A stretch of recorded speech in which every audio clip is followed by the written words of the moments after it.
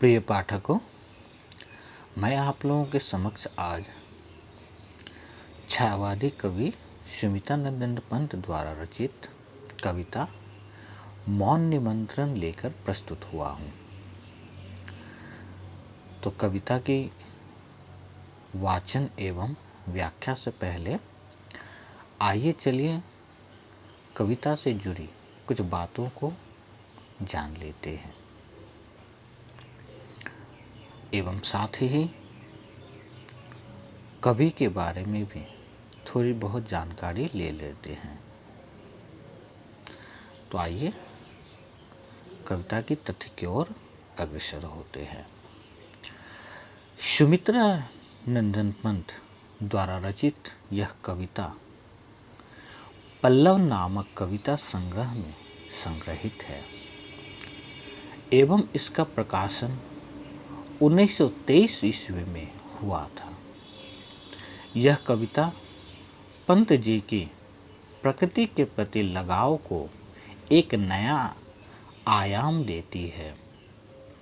कवि इस कविता में अपने जीवन के किसी रहस्यमयी अज्ञात सत्ता का आभास पाता है और उसका सरल जिज्ञासु मन यह नहीं समझ पाता कि वह अज्ञात सत्ता आखिर कौन है और उस रहस्यमयी अज्ञात को जानने की जिज्ञासा कवि के इस रचना में हुई है।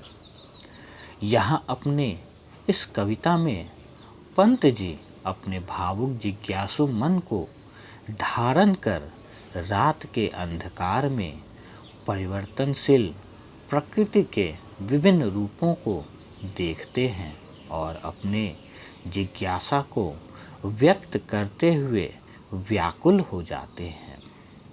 इस कविता में कवि एक नारी के रूप में अपने जिज्ञासा को व्यक्त करते हैं, जिसके कारण यहाँ पुरुषोचित दंभ के स्थान पर नारी सुलभ कोमलता और सहजता मुखरित हो उठती है। इस काव्य की गणना छायावाद के श्रेष्ठतम काव्यों में होती है और साथ ही इसे छायावाद के रहस्यवादी कविताओं की प्रतिनिधि कविता भी माना जाता है। मौन निमंत्रण कविता के द्वारा पंत जी कह रहे हैं कि प्रकृति के संकेतों से यह लगता है कि कोई मुझे निमंत्रण दे रहा है, परंतु वह कौन है? वह बिल्कुल मौन होकर मुझे निमंत्रण दे रहा है। प्रकृति के आलंबनों के माध्यम से पंत जी मौन निमंत्रण कविता में अपने विचारों को बहुत ही अच्छे तरीके से व्यक्त कर रहे हैं। तो चलिए कविता की ओर बढ़ते हैं। जिस प्रकार से आप लोग देख सकते हैं कि मैं प्रस्तुत कविता को छोटी छोटी पंक्तियों के माध्यम से विभक्त किया हूँ ताकि पाठकों को समझने में आसानी हो और साथ ही मुझे इसकी व्याख्या करने में आसानी हो। तो जिस प्रकार से आप देख सकते हैं कि प्रस्तुत पंक्तियों में शब्द आप देख सकते हैं कि मैंने लाल रंगों से रंगा है एवं इनके अर्थों को मैंने ठीक दाहिनी ओर नीले रंग से रंगा है। तो आइए शब्द के अर्थ की ओर पहले बढ़ते हैं। जैसे यहाँ शब्द दिए हैं स्तब्ध। स्तब्ध का अर्थ होता है शून्य या निश्चेष्ट। इसके बाद शब्द है ज्योत्सना। ज्योत्सना का अर्थ होता है चंद्रमा का आलोक या प्रकाश।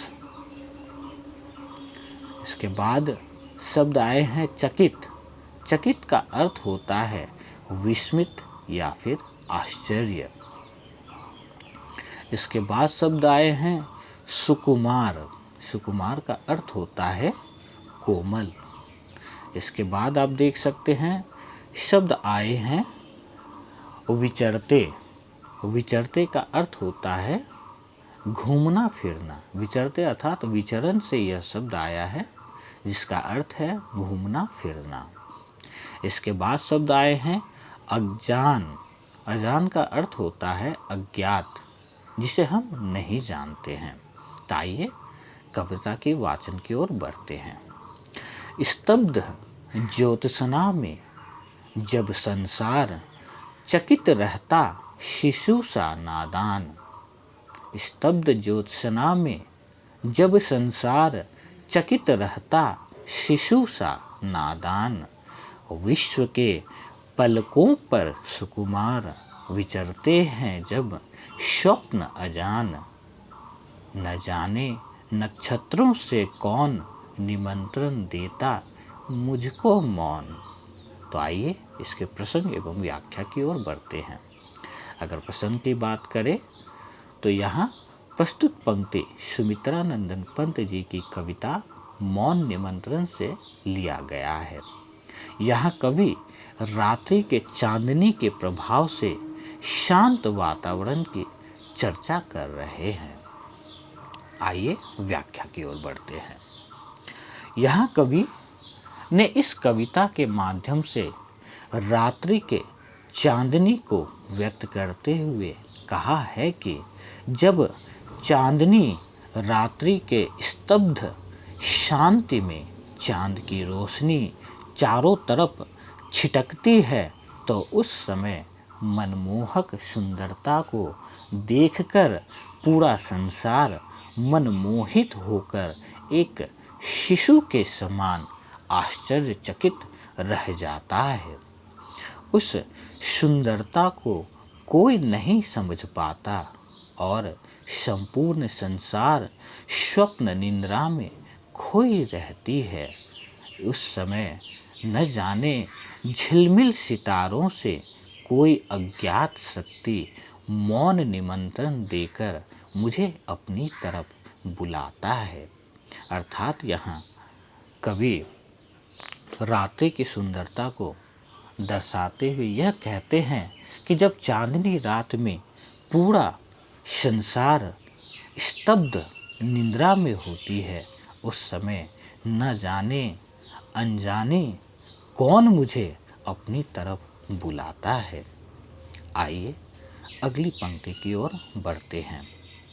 यहाँ आप देख सकते हैं सघन शब्द आए हैं, जिसका अर्थ होता है घना। इसके बाद शब्द है भीमाकार। भीमाकार का अर्थ होता है विशाल आकार। इसके बाद शब्द है तमसाकार। तमसाकार का अर्थ होता है घोर अंधकार। यहाँ दो शब्द है तमसाकार अर्थात तम से साकार। यहाँ अर्थ का हुआ यहाँ घोर अंधकार। इसके बाद शब्द है प्रखर। प्रखर का अर्थ है तेज या प्रचंड। इसके बाद शब्द आए हैं पावस। पावस का अर्थ होता है वर्षा। इसके बाद शब्द हैं तपक। तपक का अर्थ होता है जोश।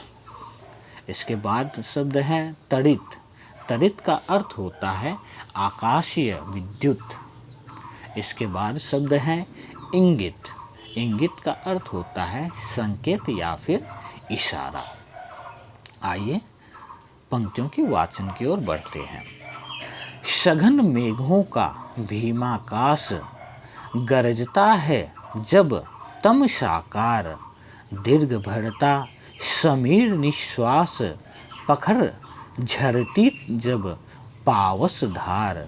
न जाने तपक तड़िप में कौन मुझे इंगित करता तब मौन।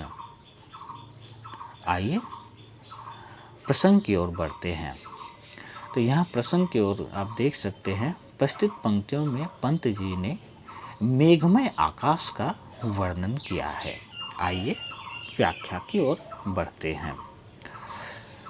यहाँ पंत जी कहते हैं कि विराट मेघमय आकाश जब सघन अंधकार धारण कर बिजली के साथ गरजता है। जब पवन गहरी गहरी सांसें लेता है, अर्थात जब तूफान के तेज झोंके चलते हैं और आकाश में मूसलाधार बारिश होती है, उस समय बादलों के बीच चमकने वाली बिजली के मध्य से न जाने कौन मुझे अपने पास मौन भाव से बुलाता है। अर्थात कवि के कहने का तात्पर्य है कि सघन रात्र में जब आकाश मेघमय होता है और तेज हवाएं चलती है, उस समय न जाने कौन मुझे अनंत से मुझे अपनी ओर बुलाता है। आइए अगली पंक्ति की ओर बढ़ते हैं। आप देख सकते हैं यहाँ शब्द वसुधा आई हुई है। वसुधा का अर्थ होता है पृथ्वी या फिर धरती। इसके बाद शब्द आए हैं मधुमास। मधुमास का अर्थ है वसंत ऋतु। इसके बाद शब्द हैं विधुर उर। विधुर उर का अर्थ है यहाँ जिसकी पत्नी मर चुकी हो। विधुर का अर्थ होता है जिसकी पत्नी मर चुकी हो। उर का अर्थ यहाँ हृदय से है। इसके बाद शब्द है मृदु। मृदु का अर्थ होता है कोमल। इसके बाद शब्द है उद्गार। उद्गार का अर्थ होता है आवेग। इसके बाद शब्द आए हैं कुसुम। कुसुम का अर्थ होता है फूल या फिर पुष्प। इसके बाद शब्द आए हैं सोच्छवास। सोच्छवास का अर्थ होता है प्रसन्नता पूर्वक या फिर आराम से। इसके बाद शब्द हैं सौरभ। सौरभ का अर्थ होता है सुगंध या फिर खुशबू। इसके बाद आप सब देख सकते हैं मीस। मीस का अर्थ यहाँ है बहाने से। आप कह सकते हैं बहाना। आइए पंक्तियों के वाचन की ओर बढ़ते हैं। देख वसुधा का यौवन भार। देख वसुधा का यौवन भार गुंज उठता है जब मधुमास। विधुर उर के से मृदु उद्गार कुसुम जब खुल पड़ते सोच्छवास। न जाने सौरभ के मिस कौन संदेशा मुझे भेजता मौन। आइए इन पंक्तियों की प्रसंग की ओर बढ़ते हैं। यहाँ रात्रि में खिले हुए वसंत ऋतु में खिले पुष्पों के सुंदरता के माध्यम से कवि कह रहे हैं। आइए व्याख्या की ओर बढ़ते हैं। कवि अपनी इन पंक्तियों में पृथ्वी को नायिका और वसंत ऋतु को नायक के माध्यम से हमारे समक्ष रखा है।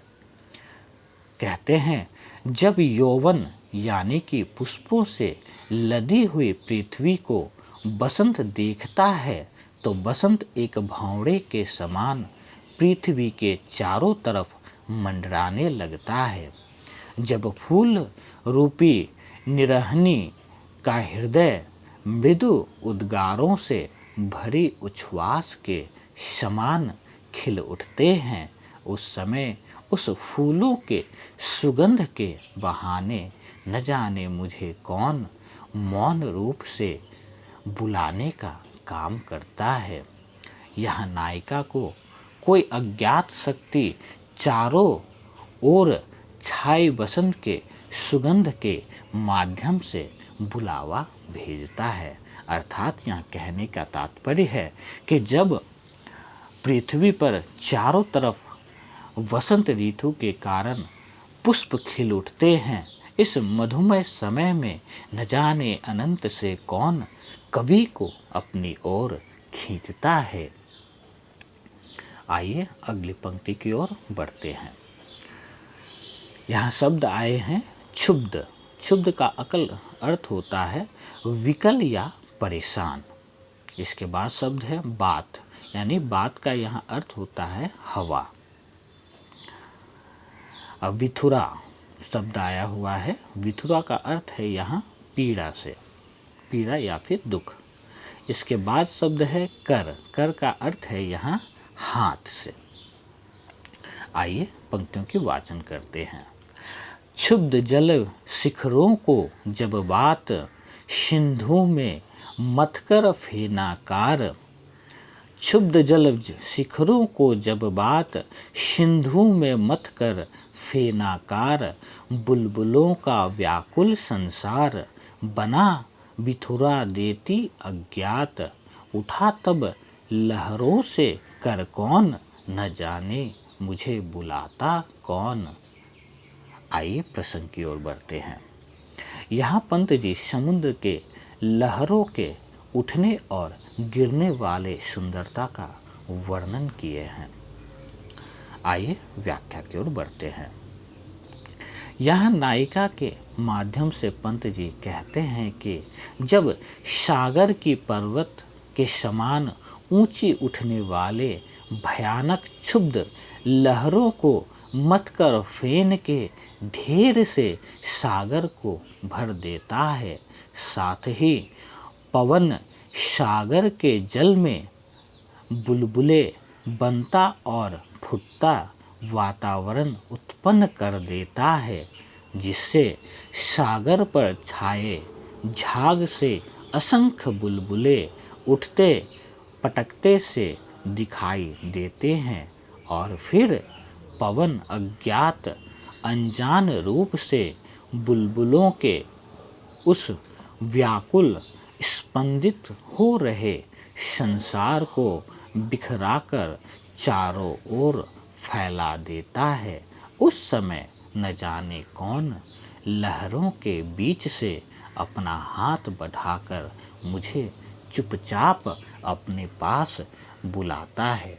अर्थात यहाँ कवि के कहने का तात्पर्य है कि जिस वक्त सागर की लहरें उफान खाकर उठते और गिरते हैं और उनके लहरों से जो साबुन के फेनों की तरह बुलबुले उड़ते हैं, इस समय न जाने अनजान कौन मुझे अपनी ओर आमंत्रित देकर बुलाता है।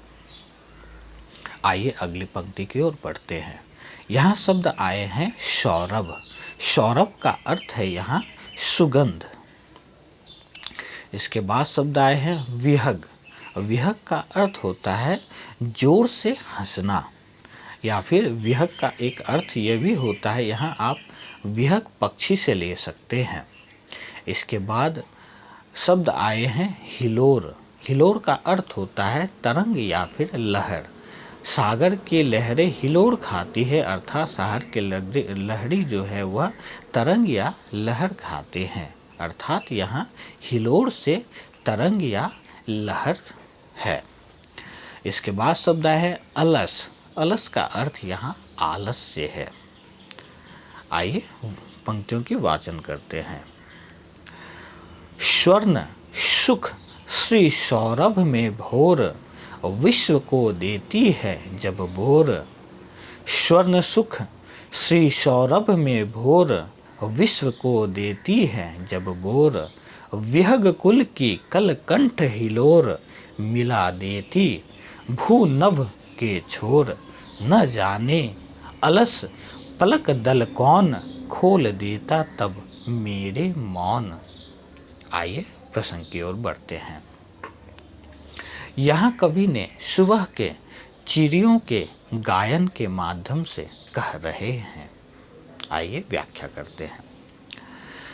प्रस्तुत पंक्तियों में प्रभात काल के सौंदर्य चेतना में कवि नायिका के माध्यम से कहलवाता है कि प्रभातकालीन बेला में जब संपूर्ण संसार को बाल सूर्य सुनहरी किरणों के सुख सुगंध में डुबो देता है, तब पक्षी के सुंदर कंठ से निकलने वाला करलब गान धरती से आकाश तक छा जाता है और सारा वातावरण पक्षी के मधुर गान से गूंज उठता है।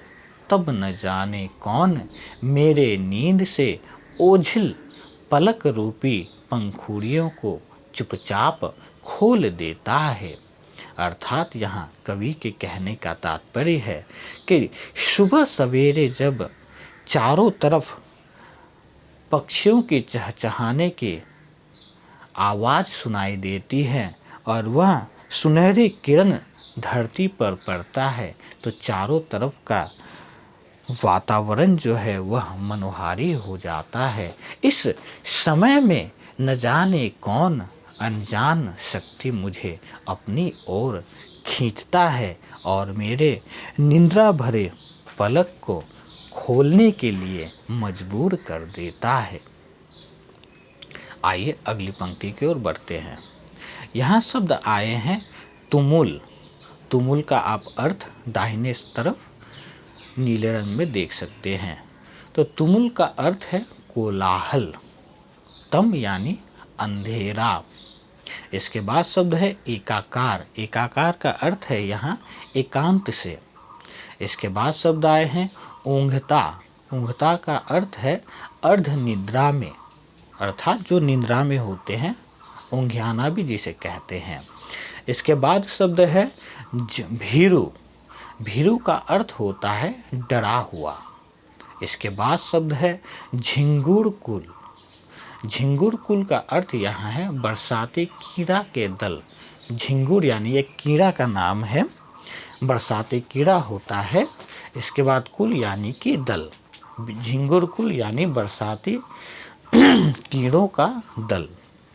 इसके बाद शब्द आए हैं खद्दोतो। खद्दोतो का अर्थ होता है यहाँ अनंत से है, अनंत अनजान से। आइए पंक्तियों का वाचन करते हैं। तुमुल तन में जब एकाकार ऊँघता एक साथ संसार। तुमुल तन में जब एकाकार ऊँघता एक साथ संसार। भीरु झिंगुर कुल की झंकार कपा देती निद्रा के तार। न जाने अधोतों से कौन मुझे पथ दिखलाता तब मौन। आइए प्रसंग की ओर बढ़ते हैं। यहाँ पंत जी ने रात्रि के अंधकार में झिंगुर के झनकार अर्थात आवाज़ का वर्णन किया है। आइए व्याख्या की ओर बढ़ते हैं। प्रस्तुत पंक्ति में पंत जी कहते हैं कि जब सारा संसार चारों तरफ से अंधकार के पर्दे से लिपटा हुआ एक प्रकार से ऊँघता था, जब तुमुल तल में अंधकार एकाकार सा सो रहा था, उस समय न जाने कौन झिंगुरों का समूह आता है और पूरे वातावरण में अपने आवाज़ से झनकार भर देता है। इस समय न जाने कौन अनंत अज्ञात शक्ति मुझे पथ दिखलाता है, अर्थात मुझे जगाता है। अर्थात यहाँ कहने का तात्पर्य है कि जिस वक्त रात्रि के अंधकार में सारा संसार सो रहा होता है, उस समय बरसाती कीड़े यानी झिंगुर वह अपने आवाज़ से चारों तरफ कोलाहल मचा रहे होते हैं और इस कोलाहल के समय में न जाने अनंत से कौन अनजान शक्ति मुझे अपनी ओर खींचता है। चलिए अगली पंक्ति की ओर बढ़ते हैं। यहाँ शब्द आए हैं कनक। कनक का अर्थ होता है स्वर्ण यानी सोना से। इसके बाद शब्द है सकल। सकल का अर्थ यहाँ है समस्त। इसके बाद शब्द है कलिका। कलिका का अर्थ होता है कली, पुष्प की कली। इसके बाद शब्द है उर। उर का अर्थ होता है हृदय। इसके बाद शब्द है सुरभि। सुरभि का अर्थ होता है सुगंधित, सुगंध या फिर खुशबू कह सकते हैं। मधुपो, यह शब्द मधुप से मधुपो हुआ है, यानी मधुप शब्द का अर्थ हुआ भंवड़ा से, भंवड़ों से। इसके बाद शब्द आए हैं दृग। दृग का अर्थ होता है दृष्टि से। आइए वाचन करते हैं।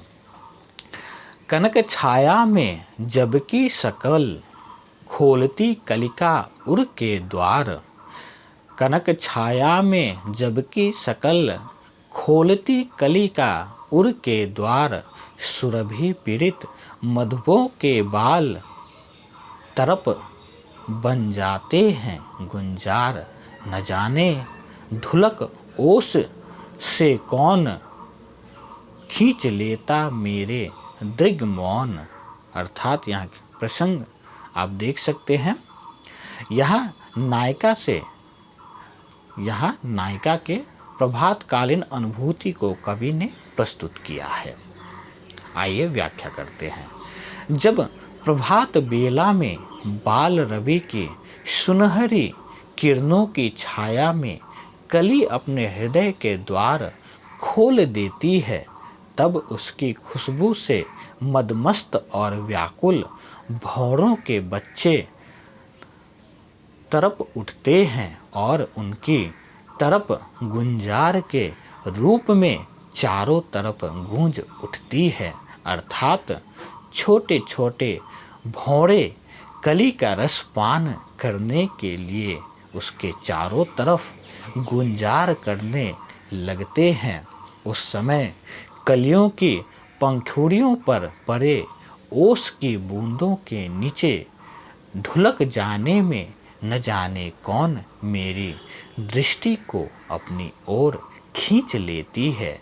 अर्थात यहाँ कवि के कहने का तात्पर्य है कि जब सूर्य की पहली किरण पृथ्वी पर पड़ती है तो सारे पुष्प जो है वह खिल उठते हैं और उन पुष्पों के सुगंध चारों ओर फैल जाती है और उन पुष्पों के सुगंध से मदमस्त होकर उनके रस को पान करने के लिए भौरों के बच्चे वह व्याकुल होकर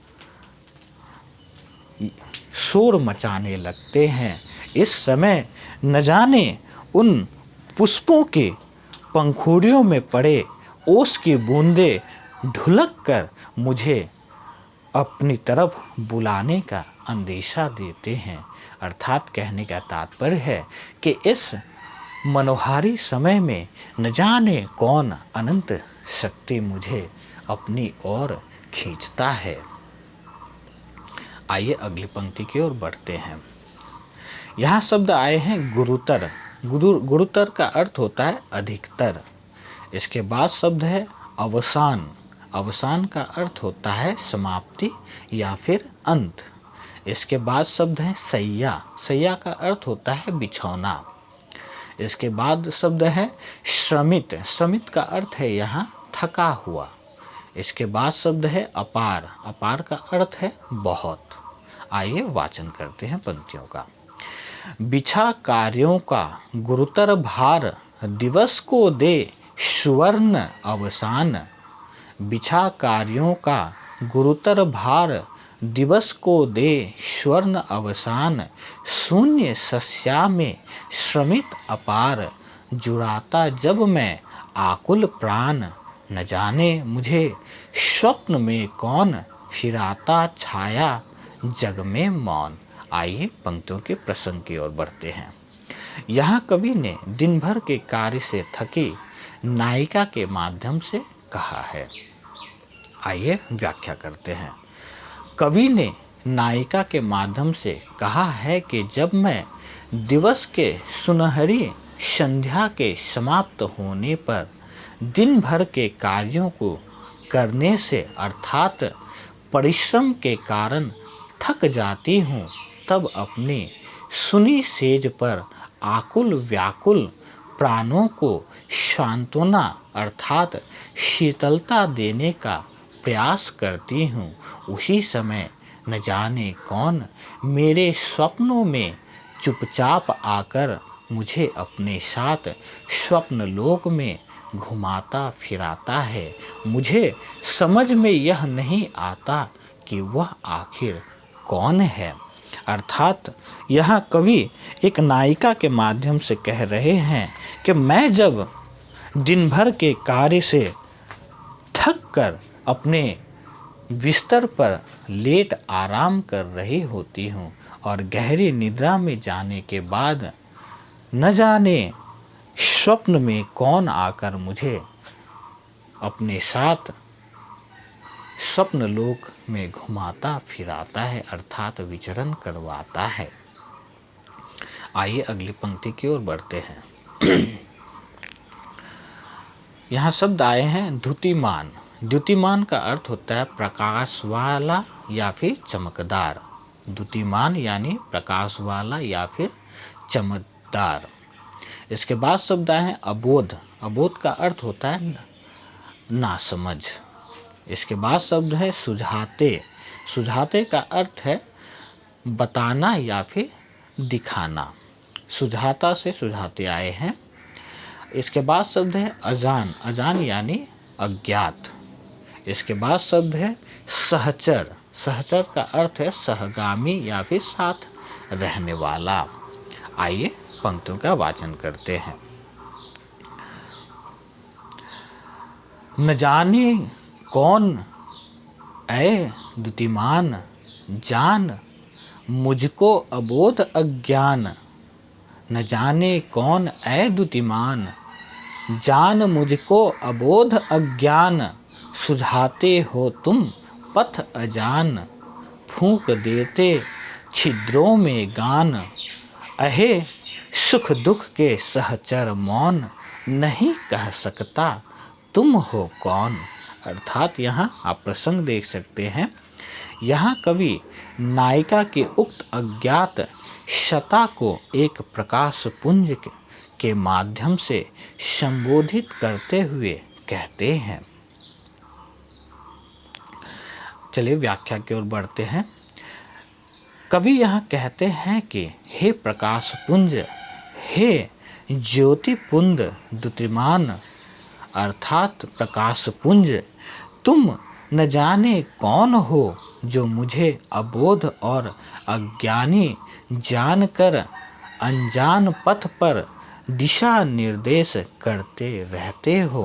अर्थात जिस प्रकार एक अभिभावक अपने अज्ञात और अबोध शिशु को उंगली पकड़कर मार्ग दिखाता है, उसी प्रकार तुम भी मेरा मार्ग प्रशस्त करते हो। मुझे उस अनजाने पथ पर चलने के लिए प्राण रूपी बंसी के छिद्रों में फूंक मारते हो, अर्थात नई चेतना का संचार करते हुए मुझे पथ पर आगे बढ़ने की प्रेरणा देते हो। अर्थात यहाँ कवि उन ज्योति पुंजों से अर्थात प्रकाश का आह्वान करते हुए कहते हैं कि जिस समय सवेरे सवेर प्रकाश की पहली किरण धरती पर पड़ती है, चारों तरफ प्रकाशमान हो जाता है, उस समय न जाने कौन मुझे एक पिता की तरह मेरी उंगली थामे हुए मुझे अनजाने पथ पर चलने के लिए मार्गदर्शन करते हैं। यहाँ आप विशेष रूप से इन कविता में देख सकते हैं कि विभिन्न बातें आई हुई है। इस कविता में अज्ञात के जिज्ञासा होने के कारण रहस्यवाद है। दूसरी तरफ कहें तो इस कविता में अभिव्यक्ति की सूक्ष्मता के कारण छायावाद भी है। और फिर अगली बात करें तो कल्पना लोक में स्वच्छंद विचरण करने के कारण स्वच्छंदतावाद भी है। तो आप सीधे देख सकते हैं कि प्रस्तुत कविता में रहस्यवाद, छायावाद और स्वच्छंदतावाद तीनों की छटा दिखाई पड़ती है। तो आशा करता हूँ कि मेरे व्याख्यान को आप लोगों ने भली भांति समझा होगा। तो अगर मेरा यह वीडियो आप लोगों को पसंद आया हो तो कृपया इसे लाइक एवं सब्सक्राइब करना ना भूलें। आप लोगों से यही आग्रह है।